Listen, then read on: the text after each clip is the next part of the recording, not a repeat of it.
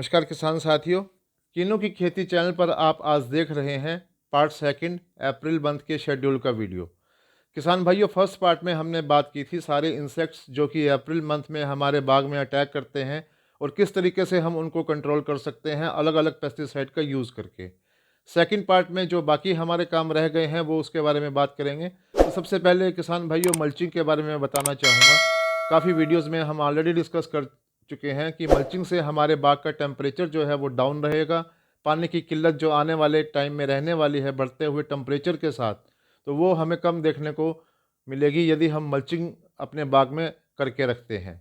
IMD की site पर अगर आप जाएंगे तो टेम्परेचर सॉरी आईएमडी की साइट पे अगर आप जाएंगे तो टेम्परेचर हमें जो देखने को मिलना है वो 35 डिग्री प्लस, यानी कि 35 डिग्री से 43-44 डिग्री के आसपास अप्रैल मंथ में देखने को मिल सकता है। तो उसके लिए मल्चिंग काफ़ी अच्छी रहेगी।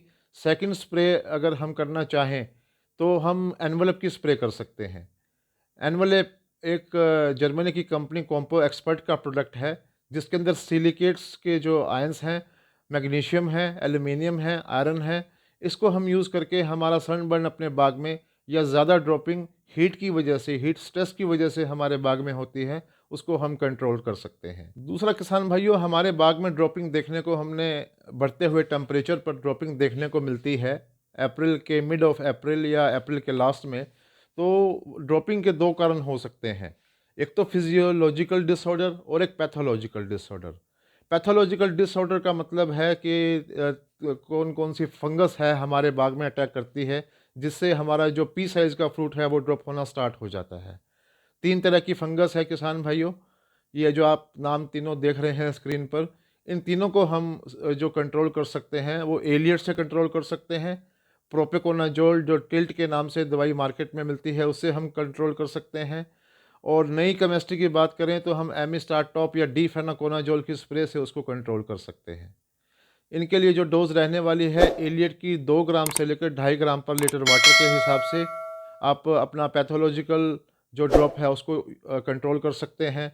एमिस्टार की जो डोज रहने वाली है वो 1 ml पर लीटर वाटर के हिसाब से। डीफेनाकोनाजोल जो स्कोर के नाम से सिजेंटा का प्रोडक्ट आता है उसका आप यूज़ कर सकते हैं 0.5 ml पर लीटर ऑफ वाटर। प्रोपेकोनाजोल जो है टिल्ट के नाम से मार्केट में आपको देखने को मिलेगी, उसका हम इस्तेमाल करके पैथोलॉजिकल ड्रॉपिंग को कम कर सकते हैं। उसकी डोज रहने वाली है 1 ml पर लीटर ऑफ वाटर की। साथ ही में यूनिवर्सिटी ने क्यूमानल के भी अच्छे ट्रायल्स देखे हैं। आप क्यूमानल को 2.5 ml पर लीटर वाटर या 3 ml पर लीटर वाटर के हिसाब से अप्रैल मंथ में छिड़काव कर अपना पैथोलॉजिकल फ्रूट ड्रॉप को रोक सकते हैं।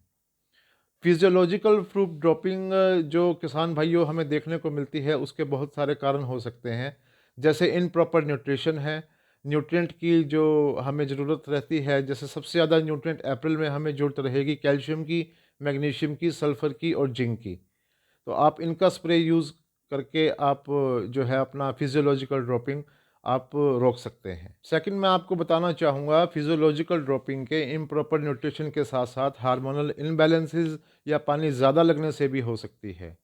तो इन सभी को कंट्रोल करने का तरीका किसान भाइयों ऐसा ही हो सकता है कि आप 2,4-D हॉर्टिकल्चर ग्रेड जो सोडियम साल्ट की आती है, 100 लीटर वाटर में जो 1 ग्राम हम डिज़ोल्व करके साथ में कोई अच्छा फंजीसाइड जो पैथोलॉजिकल ड्रॉपिंग जैसे मैंने बताया आप एलियट यूज़ कर सकते हैं। तो आप 2,4-D का कम्बिनेशन किसी भी फंजीसाइड के साथ मिला के यूज़ कर सकते हैं। उससे आपका हार्मोनल जो इनबैलेंसेस प्लांट में अप्रैल में due to high temperature, due to improper nutrition देखने को मिलता है, वो आप ड्रॉप अपने बाग में उसको कम कर सकते हैं।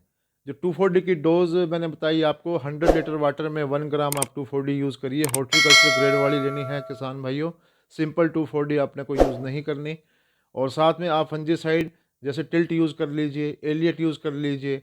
आप इसके अंदर अजोक्सिस्ट्रोबिन वाली जो केमिस्ट्री है, एमिस्टार आप यूज़ कर सकते हैं। तो आप एक स्प्रे 18 अप्रैल, 15 अप्रैल जब भी आपको अपना ड्रॉपिंग पी साइज़ के आकार का जब दाना हो जाता है, जब देखने को मिले, तो आप इसका यूज़ कर सकते हैं। और सेकंड और जो थर्ड है वो आप यूज़ कर सकते हैं अपना न्यूट्रिशन की स्प्रे। न्यूट्रिशन के लिए जैसे मैंने आपको बताया, मेजर न्यूट्रिशन की कमी हमारे बाग में जो ड्रॉपिंग के लिए देखने को मिलती है वो है कैल्शियम, मैग्नीशियम, सल्फ़र और जिंक। ओमेक्स कंपनी का एल्बर्ट सॉल्यूशन, आप उसको यूज़ कर सकते हैं, जो NPK के साथ साथ कैल्शियम और मैग्नीशियम की भी भरपूर जो मात्रा है उसके अंदर है। आप एल्बर्ट सॉल्यूशन के साथ सिर्फ जिंक 1 ml पर लीटर जो चिलेटेड फॉर्म में है यूज़ कर सकते हैं। इससे आपका overall nutrition NPK, calcium, magnesium और जिंक आपको अपने प्लांट को जो है अच्छे रूप में देने को मिलेगा और आप ड्रॉपिंग जो है वो कम महसूस करेंगे। अगल अलग से जो मैं आपको बताना चाहता हूँ वो है एक न्यूट्रिएंट की स्प्रे, जिसमें आप 13-0-45 जिसे कलमी शोरा भी बोलते हैं 10 ग्राम पर लीटर वाटर के हिसाब से यूज़ कर कर अपना जो न्यूट्रिशन है प्लांट को दे सकते हैं। 13-0-45 के साथ हम जिंक चिलेटेड फॉर्म में, अगर वो 12% EDTA में है तो 1 ग्राम, अगर वो जिंक ऑक्साइड की फॉर्म में 39% में है तो 1 ml पर लीटर वाटर। साथ में चिलेटेड आयरन यूज़ करना है, फेरस सल्फेट का हम इस्तेमाल नहीं करेंगे। आयरन जो चिलेटेड यूज़ करेंगे उसकी डोज रहने वाली है 0.5 ग्राम से लेकर 1 ग्राम पर लीटर वाटर के हिसाब से। जो फोर्थ न्यूट्रिएंट है एसेंशियल वो है मैग्नीज सल्फेट। मैग्नीज की जो डोज रहेगी किसान भाइयों 3.3 ग्राम पर लीटर वाटर के हिसाब से आप यूज़ कर सकते हैं। तो एक स्प्रे जो आप न्यूट्रिशन कंप्लीट न्यूट्रिशन की बाग में अप्रैल में आपको करनी चाहिए, मैं आपको रिकमेंड करूँगा एक स्प्रे आप एल्बर्ट सॉल्यूशन और मैक्स कंपनी का, साथ में आप 1 ml पर लीटर वाटर के हिसाब से जिंक और 0.5 ग्राम के हिसाब से चिलेटेड आयरन मिला के यूज़ कर सकते हैं।